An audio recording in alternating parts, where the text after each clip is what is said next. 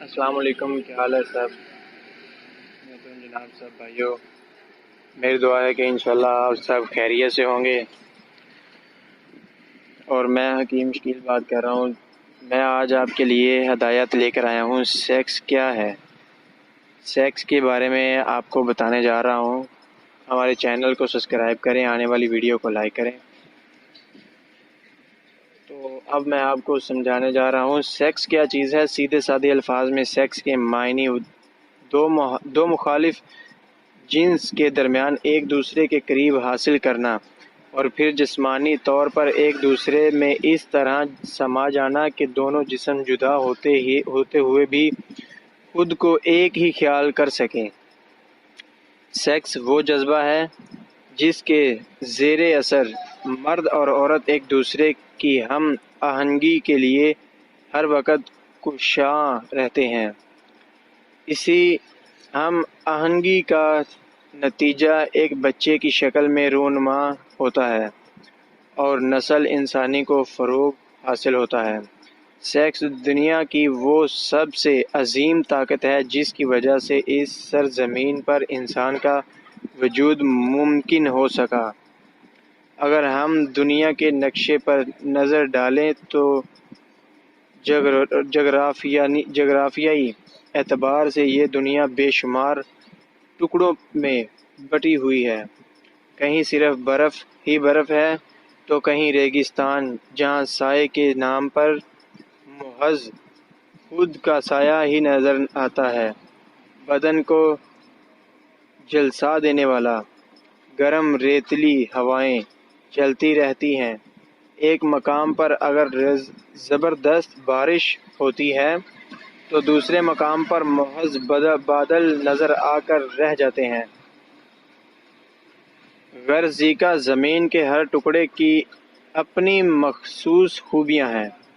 اس جغرافیائی فرق کی وجہ سے الگ الگ علاقوں میں رہنے والوں کے رہن سہن اور کھانے پینے میں فرق پایا جاتا ہے۔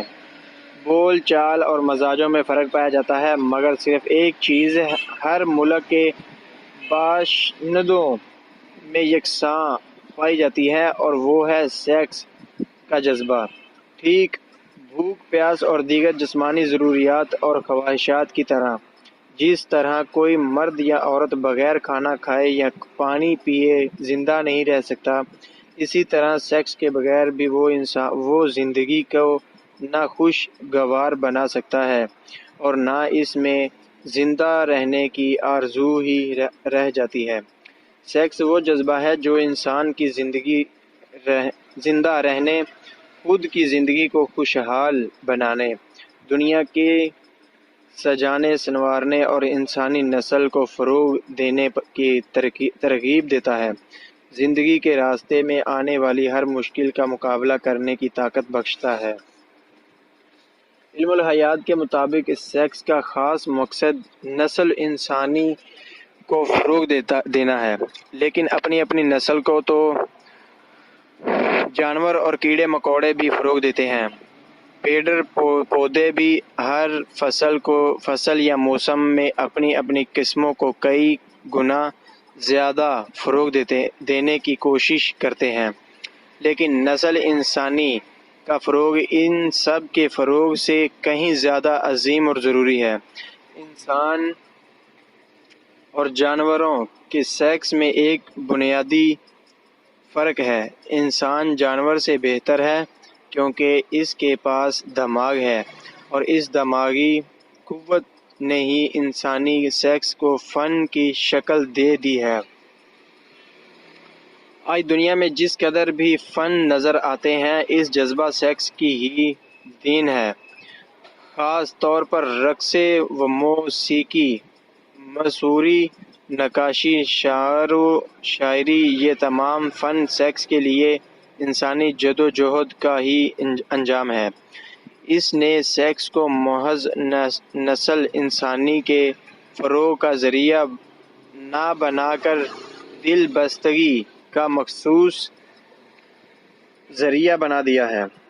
جب وہ جسمانی اور دماغی ہی ایک ایسا ذریعہ ہے کہ اس کے دل اور دماغ کو سکون اور تسلی بخشتا ہے۔ انسان نے اپنے دماغ اور دماغ کے اڑان سے ہی سیکس کو فن کی شکل دے دی ہے۔ پھر بھی سوال پیدا ہوتا ہے کہ کیا ہم سیکس کو دماغ کے زیر ہدایت رکھ سکتے ہیں یا نہیں؟ ایسی بات بھی نہیں ہے۔ ہمارا دماغ سیکس کے ہاتھی پر انکش کا نام کرتا ہے۔ وہ اپنی مرضی کے مطابق اس متوالے ہاتھی کو کسی بھی سمت چلا سکتا ہے، ادھر ادھر موڑ سکتا ہے اور اس متوالے ہاتھی کو ایک بھیگی بلی کی طرح بٹھا بھی سکتا ہے۔ حالانکہ یہ ہاتھی دماغ کے اشاروں پر عمل کرتا ہے، لیکن کبھی کبھی بگڑ بھی اٹھتا ہے اور انگلش کے ساتھ ساتھ محاورت کو بھی اٹھا کر پھینک دیتا ہے، اور اس طرح سیکس پر کسی حد تک ہی قابو رکھا جا سکتا ہے۔ اگر اس پر زیادہ دباؤ ڈالا جائے تو بے قابو ہو جاتا ہے۔ سیکس کا جذبہ اس قدر طاقتور اور خطرناک ہوتا ہے کہ اپنی جنسی پیاس بجھانے کے لیے جنس مخالف کو حاصل کرنے کے لیے بڑے سے بڑے خطرے کو مشکلات کا مقابلہ کرنے کے لیے تیار ہو جاتا ہے، بڑی سے بڑی قربانی دینے پر آمادہ کر دیتا ہے۔ دراصل سیکس کا جذبہ ہمارے جسم کی ایک ایسی پیداوار ہے جو ہم پر حاوی رہتی ہے، اور ہمارا جسم نظام میں اسے اپنا کام کرنے کی ترغیب دیتا ہے، اور جوانی کی دہلیز پر قدم رکھنے والے لوگوں میں سیکس کے جذبہ کو فروغ دینے میں جنس مخالف کی خوبصورتی اور جوانی کا خاص ہاتھ رہتا ہے۔ جوانی کے آتے ہی نوجوانوں میں عورت کے لیے گہری دلچسپی اور کشش پیدا ہو جاتی ہے۔ اس کی خاص وجہ ہوتی ہے جسمانی تبدیلی۔ یہ جسمانی تبدیلی ہی ان کے دل میں سیکس کا جذبہ پیدا کرتی ہے۔ اگر دیکھا گیا ہے کہ کچھ نوجوان ایسے ہوتے ہیں جو عورتوں کے درمیان بڑی آسانی سے اور بہت جلد مقبولیت حاصل کر لیتے ہیں، یہ قطعی ضروری نہیں ہوتا کہ وہ نوجوان نہایت خوبصورت اور ذہین ہو، بے شمار خوبیوں کے مالک ہو، لیکن ان کا جوان جسم، انداز گفتگو اور برتاؤ انہیں حیرو بنا دیتا ہے۔ جسمانی خوبصورتی کے ساتھ ساتھ جوانی کی بھی بہت اہمیت ہے۔ چند عورتیں دیکھنے میں زیادہ خوبصورت نہیں ہوتیں، لیکن ان کی جوانی اپنے آپ میں اس قدر دلکش اور دل فریب ہوتی ہے کہ ہزاروں خوبصورت عورتوں کی موجودگی کے باوجود وہی مردوں کی نظر اور دلچسپی کا مرکز بن جاتی ہیں۔ وہ بڑی آسانی سے مردوں کو بہت ہی زوردار طریقے سے اپنی طرف راغب کر لیتی ہیں۔ ایسی عورتوں کا رنگ سانولا ہی کیوں نہ ہو، لیکن ان میں کچھ اس طرح کی تازگی اور زندگی پائی جاتی ہے جو مرد کو ان کی قریب حاصل کرنے کے لیے دیوانہ بنا دیتی ہیں۔ نوجوان لڑکے لڑکیاں ایک دوسرے کو بڑی تیزی سے اپنی طرف کھینچ لیتے ہیں، لیکن سماع اور قانون ان کی ہم آہنگی کے درمیان دیوار بن جاتے ہیں۔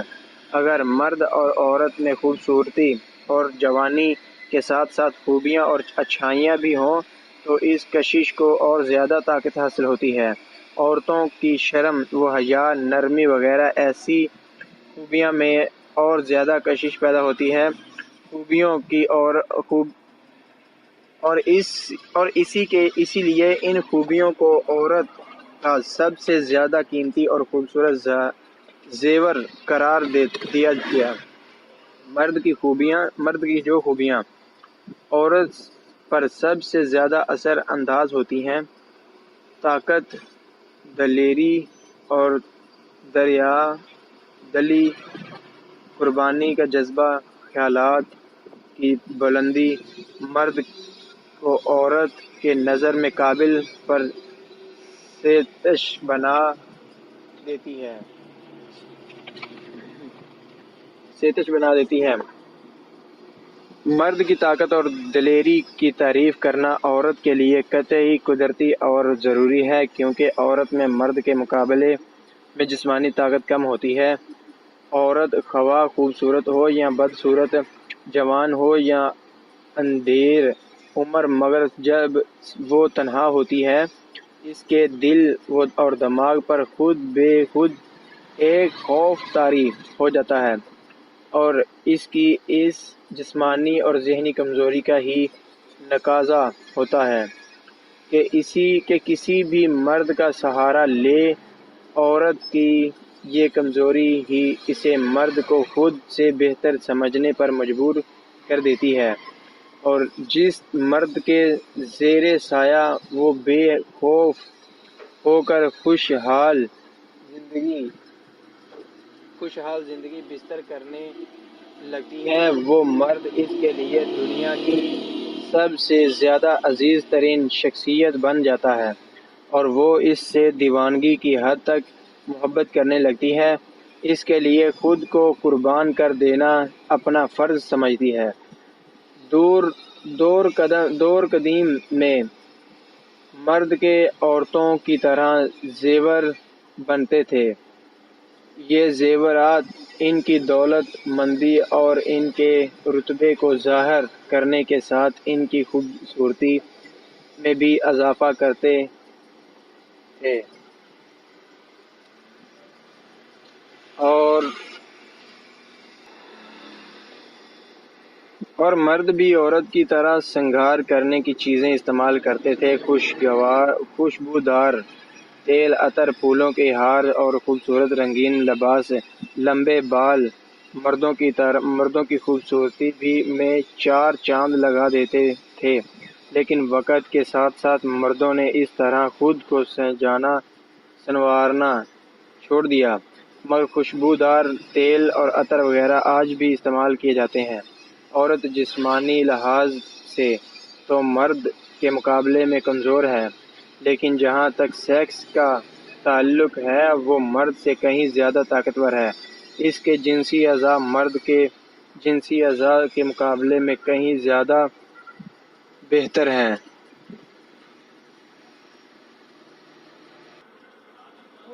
اور عورت جسمانی لحاظ سے تو مرد کے مقابلے میں کمزور ہے، لیکن جہاں تک سیکس کا تعلق ہے وہ مرد سے کہیں زیادہ طاقتور ہے۔ اس کی جنسی اعضاء مرد کے جنسی اعضاء کے مقابلے میں کہیں زیادہ بہتر اور طاقتور ہوتے ہیں۔ اس کے جذبے، اس کے جنسی اعضاء ہر صورت سے بناوٹ، کام کرنے کی طاقت اور خوبی پوشیدگی میں مردانہ جنسی اعضاء کے مقابلے میں بہتر ہوتے ہیں۔ مرد کے جسم میں صرف دو ہی سیکس ہارمونز ہوتے ہیں، جبکہ عورت کے جسم میں کچھ ہارمونز ہوتے ہیں۔ جہاں تک عورت کے جنسی اعضاء کے کام کرنے کا سوال ہے، آج تک دنیا میں کوئی بھی ایسا مرد پیدا نہیں ہوا جو عورت کی جنسی قوت کا مقابلہ کر سکے۔ عورتیں کم عمر میں ہی ہم بستری کے مقابل ہو جاتی ہیں۔ وہ رات اور دن کو 24 گھنٹوں میں کئی مرتبہ مباشرت کا لطف اٹھا سکتی ہیں۔ قدرت نے عورت کو اس لیے بنایا ہے کہ انسانی نسل کو فروغ حاصل ہو۔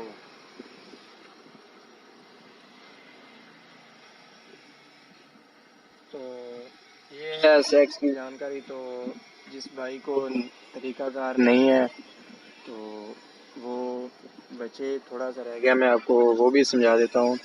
جو مرد اور عورتیں ایک جیسے ماحول، آب و ہوا اور مقام پر رہتے ہیں، ان کے جسم کا درجہ حرارت یکساں ہوتا ہے۔